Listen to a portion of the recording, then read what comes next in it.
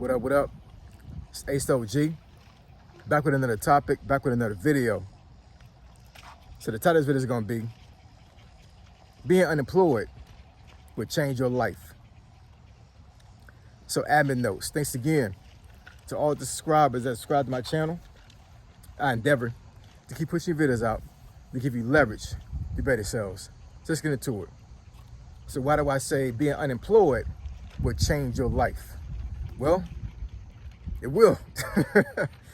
And what I mean by that is that, it will change how you think about your finances, how you think about money, how you think about what you prioritize as important, as for what you pay for it, all of that, right?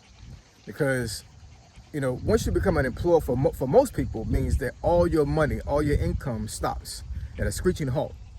And, statistics say that, there's a very significant amount of Americans that don't have savings, or at least they don't have at least 1,000 in savings, right?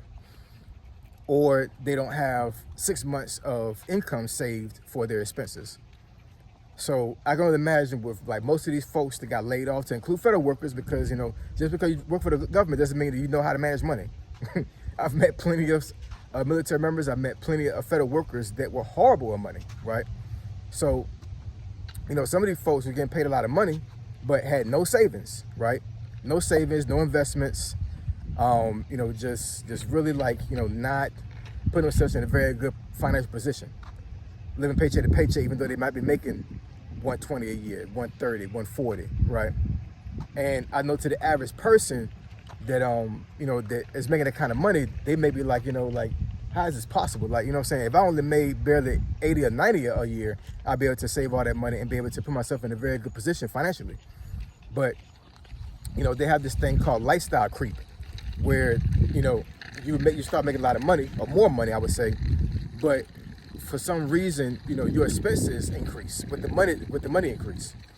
And that happens to a lot of folks. It happens to a lot of Americans, where they start making a lot of money and they have this lifestyle creep with, like, if I'm making an extra, I'm making an extra $3,000 a month, or let's say I'm making an extra $500 a month, right? They still have this expectation that, okay, I can start buying more stuff. Now, I'm not saying for you to, to hold on to money and like have yourself in a situation to where you're not thriving, right? If you make more money, then either save it or invest it, right? And I mean, you can spend it too if you want to. I mean, it's all about what you want to do with your money, with your extra money. But one thing that I've explained to this channel before is that once you start making more money, man, like you gotta know what you're gonna do. You have to have a game plan. You gotta be able to like understand that making more money doesn't mean that you spend more money, right? And I think a lot of folks will put themselves in that position to where like they start spending a lot more money, and they lose a job, unfortunately, right? Or get fired, furloughed, whatever. And now they've put themselves in a position to where they spent so much money during the month that having a job loss is like absolutely life-changing. And one thing I would say, especially with folks that are in their 40s and up, when they lose their job, ageism is real. Ageism meaning that like you try to apply for jobs that that maybe your normal 20-some-year-old, 30-some-year-old will apply for, and you may be overqualified for that job, or that company may have a mindset with like, what, I'm probably going to wind up having to pay this guy or this girl more than what I would pay somebody straight out of college. Somebody's not going to hire that person. And I know for myself, being age 47, I truly believe that I've been unemployed since mid-March because of ageism. I think I've been unemployed since mid-March because of being overqualified for a lot of positions. It hasn't been too many positions that I applied for while I was underqualified. But the job market is just crazy right now. It just really is.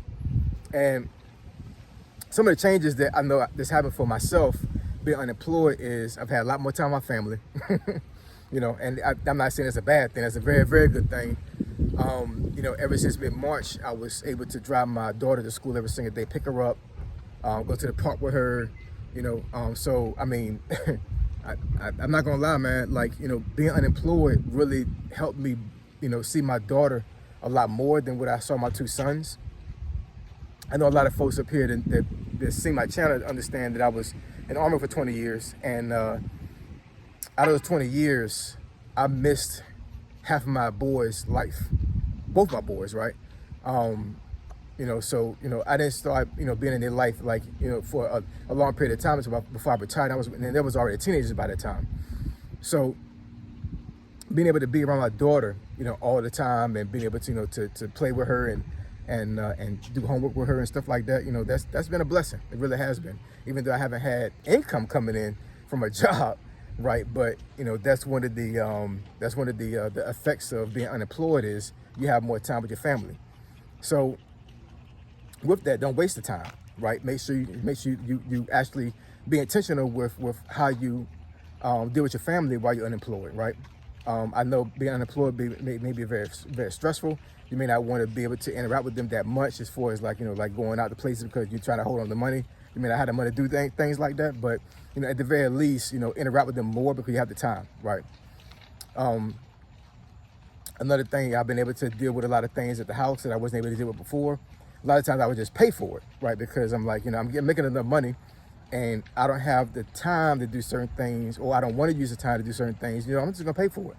And then it need to be fixed in the house, I'll just pay for it. If the house need to be cleaned, I'll pay for it.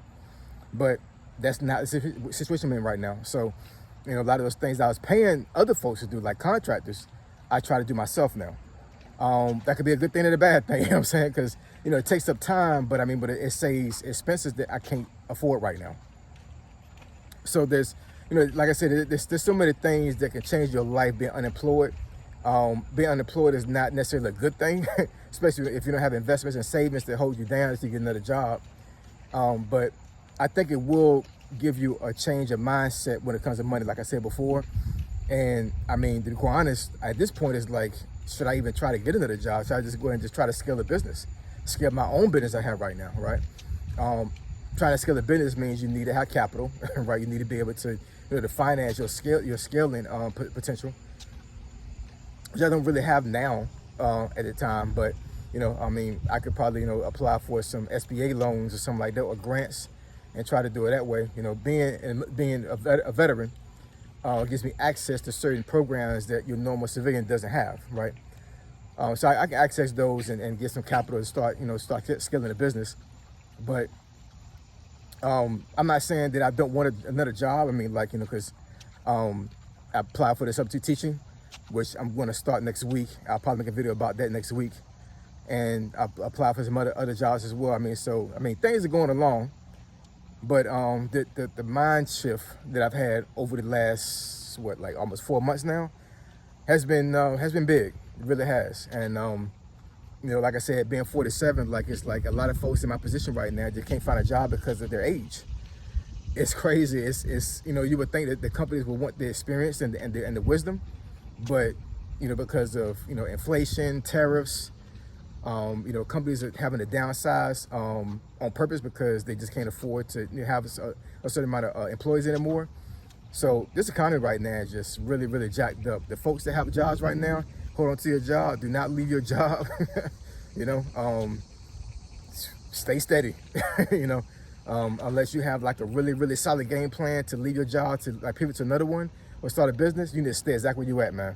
Because these streets is nothing nice, man, at all.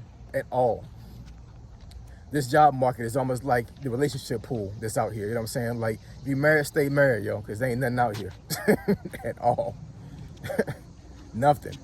So, yeah, man. Y'all come in this conversation. Let me know what y'all think about this topic. Like I said, it's been definitely some changes that's happened in my life since I've been unemployed. But what I will say is that, crazy enough, a lot of the changes have been more positive than negative. Outside of the not being able to make income aspect, it's been wonderful. for real. It's almost like being semi-retired, right? And I wouldn't say I'm not old enough to be retired. If I could retire right now, you best believe I could, and I would, right? But that's not the case. I have a lot of expenses and a lot of responsibility to other family members. So bringing in income and actually being able to have investments that make money for me is essential right now. It really is, you know what I'm saying? So still pushing along, still grinding, still staying focused. And but at the same time, being unemployed, like I said, can be a good thing for the mental, for the psyche. I've still kept a routine, as far as like making sure I'm not getting like too lazy, with things I'm doing in my life. But like to not have to wake up and worry about getting to a job is liberating. It is. I ain't gonna lie. But I appreciate y'all. I love y'all, and I'll catch y'all in the next video. Say so, G. Signing out. I'm gone.